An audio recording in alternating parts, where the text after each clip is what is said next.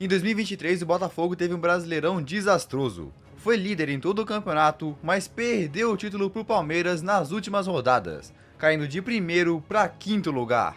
Então em 2024 precisavam fazer diferente, onde deram a volta por cima de uma maneira gigante, com partidas históricas, golaços, reviravoltas e muito mais.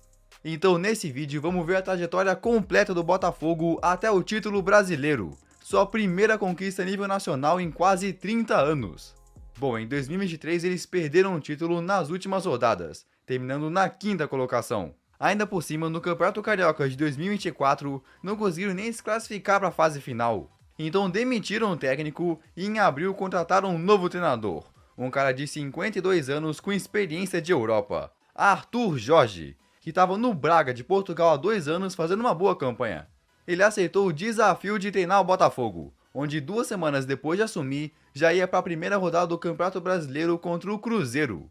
Era um jogo para mostrar que iriam brigar pela taça desde o início. Só que aí, com gol sofrido no finalzinho de novo, o Botafogo perdeu por 3-2. Nessa hora, o técnico Arthur Jorge perdia suas 2 primeiras partidas. Foi derrotado na sua estreia na Libertadores e agora no Brasileirão, já começando a deixar a torcida preocupada. Mas o Botafogo não ia baixar a cabeça. Afinal, era um clube que se reforçou muito com contratações. No começo do ano tinha chegado o goleiro John vindo do Santos, o volante Gregory vindo do Inter Miami por 2,5 milhões de euros, Savarino vindo do Real Salt Lake dos Estados Unidos e a maior compra de todas, Luiz Henrique do Real Betis. Cara, no momento que o Botafogo comprou ele em janeiro, quebrou o recorde em reais de maior compra da história do futebol brasileiro, 106 milhões. Os caras se reforçaram muito, a pressão para uma boa campanha era gigante. Então foram para a segunda rodada contra o Atlético Goianiense precisando vencer. Até que aos 32 minutos veio a resposta. Matheus Ponte recebe um passe de Luiz Henrique e manda de primeira pro fundo da rede. 1-0. Aí o Botafogo continuou indo para cima, mas não foi decisivo. Até que no final da partida, a zica do gol no finalzinho queria aparecer de novo.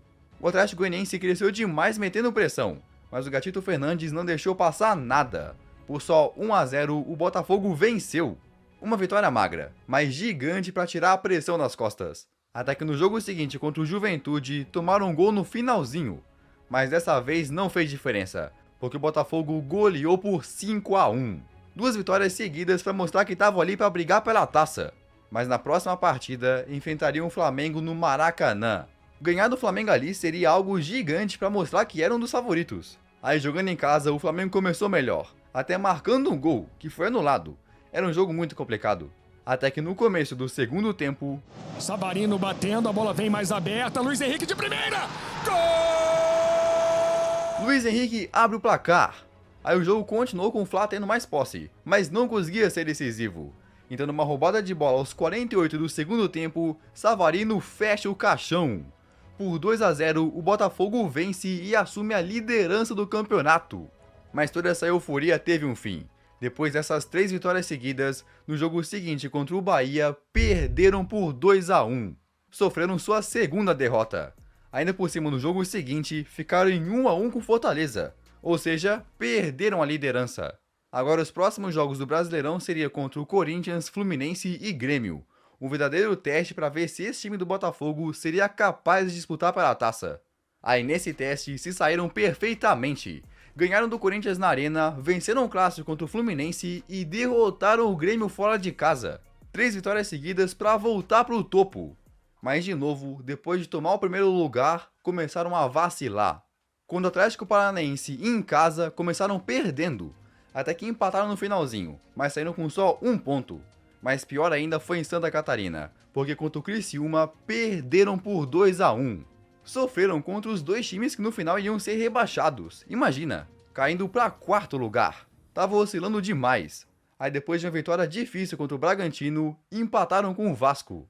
Nessa hora se encontravam em 3º na tabela. Até que conseguiram mais uma arrancada, derrotando Cuiabá, Atlético Mineiro e Vitória. Ganharam 3 partidas seguidas. Aí sabe quem também estava buscando a liderança? O Palmeiras, que na 17ª rodada ia enfrentar justamente o Botafogo. Pela primeira vez o Botafogo ia enfrentar o Palmeiras depois de ter perdido o título de 2023. Então queriam a revanche, principalmente o Tiquinho Soares, que perdeu o pênalti decisivo do ano anterior. Ainda por cima, de novo se mostrava que o campeonato seria decidido entre os dois, porque nessa 17ª rodada, Palmeiras e Botafogo estavam empatados lá em cima com 33 pontos. Quem ganhasse iria se isolar na liderança. Então, jogando em casa, o Botafogo foi pra cima, mas o Everton ia pegando tudo, até que o Palmeiras começou a crescer também. Mas o goleiro John brilhou. Bola volta no Savarino, mas Marcos Rocha ganhou e entregou pro Flaco Lopes. Que bolão! Flaco bateu! A bola tocada, defendeu o John! Qualquer um podia vencer. Até que aos 10 do segundo tempo, o cara que influenciou pro Botafogo perder o título de 2023 teve sua redenção. Luiz Henrique limpou, foi pra linha de fundo, deu pra trás, quem chega? Tiquinho! Gol! Tiquinho Soares coloca o Botafogo na frente. Aí na sequência o Palmeiras tentou responder, mas a defesa foi perfeita. Por 1-0, o time de Abel Ferreira foi derrotado. O Botafogo ganha os 3 pontos valiosos para se isolar na liderança. Mas não pararam por aí. Na sequência, derrotaram o Internacional e na 19ª rodada empataram com o São Paulo. O Botafogo terminou o primeiro turno com 12 vitórias, 4 empates e só 3 derrotas, somando um total de 40 pontos. Realmente um primeiro turno de respeito. Se repetissem isso, terminariam o campeonato com 80, ou seja, a taça seria garantida. Só que enquanto a torcida esperava um segundo turno igual ou até melhor, na rodada seguinte enfrentaram o Cruzeiro outra vez, num jogo que acabou um desastre. Bom, o Botafogo já tinha perdido para o Cruzeiro no primeiro turno, mas agora foi muito pior. Podia bater de primeira, dominou, bateu cruzado, vai voltar o William! Lautaro bateu! Gol! Matheus Pereira levanta a cabeça, cruza na boca do gol, atenção, que golaço do Barreal! Um verdadeiro passeio, 3-0 no Rio de Janeiro, uma derrota chocante. Depois o Botafogo meio que conseguiu dar a volta por cima contra o Atlético Goianiense, mas na rodada seguinte contra o Juventude foi outro desastre. Levantamento, bola no primeiro pau! Gol! Joga no Marcelinho, com espaço, Marcelinho pro Carrijo!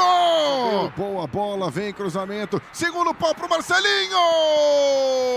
O Juventude estava na parte de baixo da tabela, mas de uma forma surpreendente abriu 3-0. Nesse jogo parecia que o Botafogo tinha voltado a ser um time de Série B. Até que acordaram, foram pra cima e marcaram com Cuiabano e Marçal, mas não conseguiram fazer outro. Por 3-2, o Botafogo perdeu de novo. Segunda derrota em 3 jogos desse segundo turno. Parecia que estavam prestes a repetir a decadência de 2023. Ainda por cima, no meio disso, disputaram a Copa do Brasil, onde foram eliminados pelo Bahia. Tava realmente difícil, mas o Botafogo prometia dar a volta por cima. Até porque para esse segundo turno chegaram novos reforços. Na janela de transferência do meio do ano, trouxeram o Igor Jesus, que veio do Shabab Al-Ahly dos Emirados Árabes sem custo. Além do Matheus Martins, da Udinese, por 60 milhões de reais, 10 milhões de euros, e simplesmente a contratação mais cara da história do Brasil, Thiago Almada. O meia de 23 anos estava no Atlanta United, dos Estados Unidos, onde tinha bons números, além de ter feito parte do elenco da Argentina campeã mundial. Então foi comprado por aproximadamente 130 milhões de reais, um valor nunca antes visto em transferências para o Brasil. Realmente impressionante. Ainda também compraram o Vitinho do Burnley por 50 milhões de reais, mas esse só iria estrear depois. Então o Botafogo realmente desembolsou muita grana, mas estavam passando por crise de derrotas, até que começaram a se reerguer com uma vitória gigante na Libertadores sobre o Palmeiras. Isso aí já deu muita moral, e uma moral que realmente precisavam, porque o próximo jogo do Brasileirão era contra o Flamengo. Ganhar do Fla era fundamental, até porque eles também estavam brigando lá em cima. A diferença era só 2 pontos. Então começou de um jeito frenético. Logo aos 2 minutos o Botafogo abriu o placar. Mas ainda no primeiro tempo o Bruno Henrique empatou com categoria. Tudo podia acontecer.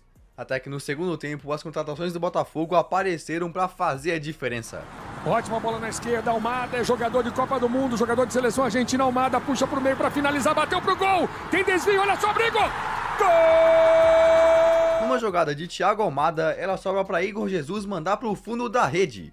Mas foi a outra contratação, Matheus Martins, que mais brilhou. Botou o Savarino para correr, tem cruzamento, olha o Martins! Gol! Matheus Martins no mano a mano, ainda ele, bateu pro gol! Gol! 4-1, uma goleada para cima do Flamengo para se isolar na liderança. Aí na sequência empatou com o Bahia, mas logo voltou a vencer. 2-0 no Fortaleza, 2-1 no Corinthians, 1-0 no Fluminense e empatou com o Grêmio. Foi uma sequência muito boa de vitórias e alguns empates, então deviam estar isolados lá em cima. Só que enquanto o Botafogo fazia essas partidas, o Palmeiras teve uma arrancada impressionante de não 4, não 5, mas 6 vitórias seguidas. Então ao final da 28ª rodada, enquanto o Botafogo estava com 57 pontos, o Palmeiras estava com 56. Só um ponto de diferença. Nessa hora, qualquer deslize podia colocar tudo a perder. Além de que o Botafogo também tinha que focar em outra competição, a Libertadores. A torcida começou a suar frio. O fantasma de 2023 parecia estar aparecendo de novo. Agora cada ponto seria decisivo. Então nas rodadas seguintes o Botafogo foi pra cima. Venceu o Atlético Paranaense fora de casa por 1-0, mas depois empatou com o Criciúma em 1-1. Um deslize. Nessa hora o Palmeiras poderia passar, mas eles também tinham empatado com o Bragantino. Continuava com um ponto de diferença. Até que o Botafogo venceu do Bragantino e do Vasco, enquanto o Palmeiras empatou com o Fortaleza e perdeu para o Corinthians. Isso fez o Botafogo se isolar muito mais, passando de uma diferença de 1 ponto para 6, 67-61. A torcida começou a comemorar demais, para muitos a taça já estava ganha. Faltavam agora 6 rodadas para o fim do campeonato. Era só o Botafogo não vacilar que estava com a mão na taça. Só que aí começaram a vacilar, e muito. Na 33ª rodada enfrentaram o Cuiabá em casa. Eram obrigados a vencer. Mas mesmo com 74% de posse, 28 finalizações e 2 bolas na trave, não conseguiram passar do goleiro, terminando no amargo 0-0. Enquanto isso, o Palmeiras venceu o Grêmio, diminuindo a diferença para 4 pontos, 68-64. A pressão estava aumentando. Agora o próximo jogo do Botafogo era contra o Atlético Mineiro no Independência. Então de novo, foram para cima com tudo. 70% de posse, 27 finalizações contra 3 e 4 chutes certos no gol. Mas outra vez, mesmo com um a mais em campo, não conseguiram passar do goleiro. Mais um empate. Enquanto que o Palmeiras venceu de novo, diminuindo a diferença para só 2 pontos, 69-67. Agora a pressão aumentou de vez. Tanto que depois do apito final, bastou uma discussão para acender uma faísca e começar a briga.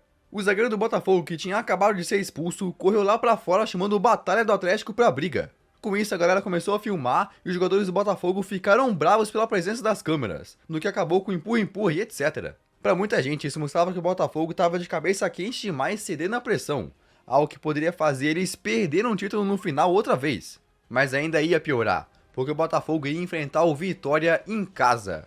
Mas mesmo tendo um elenco superior, a pressão falou mais alto. Enquanto o Botafogo tinha mais posse de bola, aos 20 do primeiro tempo, Alejandro dá um chute no canto para fazer 1-0 pro time visitante. O pior pesadelo para a torcida no Engenhão. Até que aos 42 do segundo tempo no cruzamento, o zagueiro do Vitória desvia pro fundo da sua própria rede. 1-1. Depois de 90 minutos, o Botafogo só conseguiu fazer o empate porque o zagueiro o ajudou, terminando em 1-1. O time da casa empata mais uma vez. Enquanto que o Palmeiras, adivinha? Venceu a terceira seguida, fazendo o time de Abel empatar em pontos, 70 para cada. Mas o pior é que o critério de desempate era o número de vitórias, coisa que o Palmeiras tinha 21 e o Botafogo 20. Então, faltando só 3 jogos para acabar, o Palmeiras assumiu a liderança. Os paulistas tomaram a primeira posição, literalmente uma repetição do ano anterior. O maior pesadelo da torcida do Botafogo parecia estar se repetindo. Até que depois de tudo isso, a próxima rodada, rodada 36, seria a mais importante de todas. Porque por um acaso acabou sendo justamente um confronto direto. Palmeiras contra Botafogo. Como se fosse um roteiro de filme, os dois clubes empatados na liderança iriam se enfrentar diretamente. Literalmente uma final, que seria disputada em São Paulo no Allianz Parque. O maior desafio do Botafogo em toda a temporada até ali. Ainda por cima, 4 dias depois tinha a final da Libertadores. Então, ou esse jogo no Allianz Parque poderia fazer eles ganhar muita moral, ou poderia ser o início da maior frustração da história do clube. Se perdem ali, chegariam para a final da Libertadores com muito mais pressão. Então, no dia 26 de novembro, os dois times entraram a campo nessa decisão, que claro, não seria fácil. Logo aos 6 minutos, o Palmeiras quase abriu o placar de cabeça. Até que aos 18 minutos, o Botafogo mostrou a força da sua jogada de escanteio. Lá vem cobrança de escanteio, Telles na bola curtinha, tocando pro Almada de primeiro pro Gregório, bateu! Gol! 1-0, o melhor começo possível. Mas o Palmeiras foi pra cima, com o Rony mandando na trave. O Palmeiras teve chances, mas o goleiro John também fez boas defesas, levando o jogo para o segundo tempo assim. Aí na segunda etapa o Flaco Lopes conseguiu uma baita bola para correr sozinho, mas desperdiçou tentando mandar ela por cima do goleiro. Era um jogo equilibrado, até que num escanteio o Marcos Rocha bate com a mão no rosto do Igor Jesus. Então o juiz viu o VAR e expulsou ele. Isso para a torcida botafoguense era como um gol. Agora o Palmeiras ia ficar com 1 a menos. E o resultado disso aconteceu logo na sequência. O Savarino lançado pelo Igor, saiu na cara do gol! Gol! 2 a 0. Um gol para colocar o Botafogo mais perto do título. Mas ainda não tinha acabado. No escanteio, o Adrielson fechou o caixão. Depois o Palmeiras diminuiu, mas não dava mais tempo de fazer nada. Por 3 a 1, o Botafogo venceu o confronto direto no Allianz Parque para se isolar na liderança do Brasileirão. Mas ainda não podia entregar a taça. O Botafogo ainda precisava enfrentar o Internacional e o São Paulo. Aí no meio disso, ainda derrotaram o Atlético Mineiro para ser campeão da Libertadores, já conquistando o seu maior título na história. Então beleza, o maior peso das costas do Botafogo já saiu, mas enfrentar o Internacional no Beira-Rio era uma tarefa gigante, não podiam vacilar. Até que logo aos 4 minutos, em mais uma jogada de escanteio, o camisa 10 brilhou. Faz a cobrança curtinha, Alex Telles devolveu no Almada, faz o levantamento, olha o Savarino de primeira! Gol! 1 a 0 logo no primeiro tempo. Então o Inter foi pra cima, com mais de 70% de posse, mas o Botafogo conseguiu se fechando muito bem, com Gatito Fernandes não deixando passar nada. Então depois de 90 minutos, aquele gol do Savarino ficou sendo o único do jogo. Mais uma vitória do Botafogo, que chegava agora aos 76 pontos. Mas não tinha sido declarado campeão ainda, porque o Palmeiras também venceu, chegando aos 73. Então tudo seria decidido na última rodada, com só 3 pontos separando o líder do vice. O Palmeiras agora só conseguia chegar em 76, enquanto que o Botafogo já tinha essa pontuação. Então no último jogo contra o São Paulo só precisaria de um empate. Botafogo contra São Paulo e Palmeiras contra Fluminense. 2 jogos que iriam decidir o campeão brasileiro. O Botafogo não podia deixar escapar, mesmo que só precisasse de um empate, foi pra cima com tudo pra ganhar. O último desafio depois de uma temporada gigante. Até que aos 36 do primeiro tempo, consegue uma roubada de bola no meio campo. E o Botafogo vem, bola com o Igor Jesus, por dentro, tocando pro Savarino, a chance do gol, Savarino por cobertura, que golaço! Gol! Um golaço do camisa 10, o Botafogo abre o placar. Para um time que só precisava de um empate, esse gol era praticamente a confirmação do título. Só que no segundo tempo, o Botafogo comete um erro na defesa, fazendo William Gomes roubar a bola para empatar, 1 a 1. Mas isso não fez o Botafogo tremer, ainda eram campeões com esse resultado. O tempo foi passando e o título se aproximando, até que aos 47 do segundo tempo, Gregory rouba a bola e cara a cara com o goleiro manda no canto. Por 2 a 1, o Botafogo vence o São Paulo e confirma o título para se tornar tricampeão brasileiro. Com só 5 derrotas, 10 empates e 23 vitórias, fez uma campanha impressionante somando 79 pontos. 1968, 1995 e 2024. Mas e aí, o que tu achou desse vídeo? Se curtiu, acho que vai gostar desse aqui também. Então beleza, valeu e tchau!